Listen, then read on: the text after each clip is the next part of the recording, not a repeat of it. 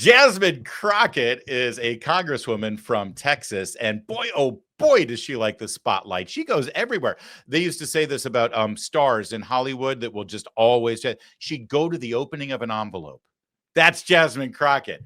But she also has a day job. She actually has to do the work of a congresswoman now and then. And she was there at a committee hearing yesterday. Not sure what it was about. Honestly, doesn't matter.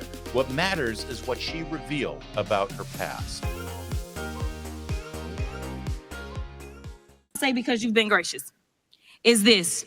When I first became a public defender, I had no criminal defense experience. And I walked in and I told my boss, Charlie, I said, listen, you should hire me. He said, why? I said, because I'm Black. Charlie looked at me like I was crazy. Wow. Well, I mean, this explains so much.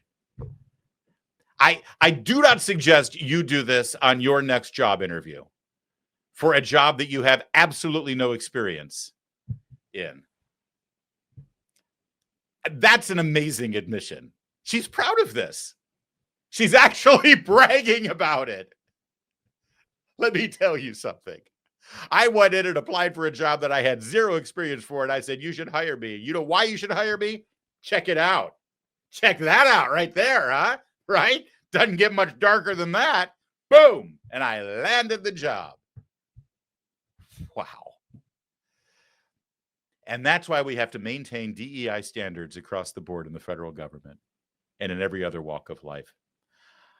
There's a word for that kind of thing. Do this for me because my race deserves preferential treatment. There is a word for it. I'm not sure what it is. It'll come to me. In the meantime, let's get to some more shenanigans. And I appreciate the speaker for admitting openly on the record that it is unconstitutional. But the concerns that I have are around the fact that we are sitting here pretending as if we all are looking out for the Constitution, yet we are coming from completely different angles. So let me go to Professor Shaw. To be clear, which branch of government is responsible for interpreting what is and what is not legal? All right. Now, excuse me, Eric Swalwell distracted me here. This is super important. So just so you know, Jasmine Crockett, lawyer, and you just heard about how effective she was getting her first job as a lawyer and why she was hired. Jasmine Crockett, congresswoman and lawyer, is now going to delve deep into the importance of separations of power between the branches of government, specifically the judicial branch and the executive branch. And I want to point out here again and remind you that as far as the Constitution is concerned, the full extent of that separation of power begins and ends with the Supreme Court. The Supreme Court is delineated by the Constitution as a separate entity from the executive branch and from the legislative branch. That's your three branches of government. But all of the federal courts, which is really the question here, the federal courts are actually created by the legislative branch. Check out your Constitution. That's 100% the truth. But that's not going to stop Jasmine Crockett from flexing her lawyer muscles here about the importance of the separation of these branches. And then Darrell Issa comes in for the kill shot. Well, the Supreme Court, the Article 3 judicial branch has the final word. So the judiciary is who it is. So it's not the legislators. You know, I'd say every branch has an obligation to interpret the Constitution. The final word comes from the courts. From the courts. It's not the former speakers. It's not everyday people. It's not the president. I just wanted to make sure that we understood who it was that was responsible. And what is so frustrating for so many of the American people, the ones that are watching right now and otherwise, and the reason that they're outraged and scared is because what we see right now is the diminishing of all these institutions. Right now, we have a legislative branch that has decided that it intentionally would disregard their duties. They are not checking the president whatsoever. The only check that the American people have had thus far has been from the judiciary. And the judiciary isn't pulling this out of the sky. In fact, they are coming from basic reading of like the plain language of the Constitution for all of those that are constitutionalists when we start talking about things such as what birthright citizenship is. But one of the things that I want to make sure that I get to, because there are deeper implications if we go down this rabbit hole. Imagine the type of world where the president does whatever he wants to and no one can rein him in. It's a world that right now many people are afraid of. Let me put it this way. If Joe Biden would have done an executive order for abortion, despite what the Supreme Court said, that would have been a problem. Imagine if the state of Colorado kept Trump off the ballot and other states follow suit. That would have been a problem. Or imagine if Jack Smith ignored Eileen Cannon and with the help of an activist judge decided that he was going to prosecute the sitting president anyway. The problem that we have right now is that if we continue down this road, then we will not have a rule of law, because we have people that are currently serving and they're saying things like, ignore the judge's order. What it means to have law and order in this country is that you follow the order and you go through the appeals process, even if you dislike what the judge did. Thank you, and I yield. Now, I just want to say that was passionate, that was articulate, it was scripted, but that was really effective, right? You cannot defy the judicial branch of government. You can't, well, first of all, you sort of can until it gets to the Supreme Court. That's the final say. Do you notice how they kept saying the judiciary has the final say in interpreting the Constitution? That's not accurate. It's actually the Supreme Court. That's the final say. Goes all the way back to Marbury versus Madison. But what do I know? I'm not a black lawyer, so I can't get a job as a public defender without any experience. Okay, but that was passionate. That was exciting. That was scripted. And of course, if I were to rebut her, I would say, yeah, okay, that's fine. But didn't Joe Biden literally brag about defying the Supreme Court with the whole paying off student loans thing? I mean, he literally said the Supreme Court said I can't do it, but I did it anyway. And y'all were great with that. You celebrated it, right? Am I wrong? What am I missing here? You know, stuff like that. That's what I would do. But Darrell Issa of California, who was chairing the subcommittee, he did it one better, actually. I'll yield back to Mr. Issa. Mr. Issa, you had a question for me, which I'll yield to you now if you want. Now that there's no time left. Thanks, Eric. Entertainment. You're good. You're good at that, but I'll take my own time. I'll recognize myself. And I'm going to note that when Miss Ocasio-Cortez, or AOC as we know her, filed articles of impeachment on Justice Thomas and Alito, Ms. Crockett was one of the co-sponsors along with Mr. Cohen, both members of this committee.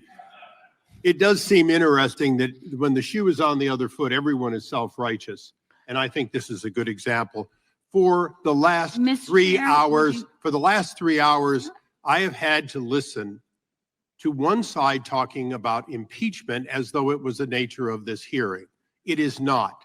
I keep looking at my friend, the late Henry Hyde, and remember that although he led the impeachment when it was necessary, he did so only during that time and then never mentioned it again in hearings. In fact, he was religiously able to focus on the hearing of the day. The hearing of today is really about the question of the future of the court's ability to do its job as intended. And that was a beautiful thing, unlike Representative Swalwell. That was a beautiful moment. And Darrell Issa, absolutely, with the laser focus. It is fascinating to me that you're, celebrating the independence and the importance of the judicial branch, and specifically the Supreme Court, when you literally co-sponsored impeachment papers for Clarence Thomas and Justice Alito. That's beautiful. Listen, we love Jasmine Crockett. She's great for us. We're having a slow news day. We're like, I don't know what we're going to do on the show today. What do you think, Kevin? I don't know. Let's check out Jasmine Crockett. Let's see what she's done. Right. So we love that. We do. But at the same time, we love our country. And we love for actually there to be effective and intelligent people in Congress actually working for the people of their district and advancing the cause of liberty and freedom. So it is with a heavy heart, but at the same time, an excited heart to point out a big announcement that was made today. C.J. Pearson, a Texan, a Republican, a conservative, and a social media star, has announced that he's going to be running against Jasmine Crockett in her district down in Dallas. And I think he's got a chance. Now, if you don't know who C.J. Pearson is, let me remind you. Remember this New York Magazine cover? This was the party that was done in New York celebrating the election night. And C.J. Pearson and his organization actually sponsored this party. He threw this party.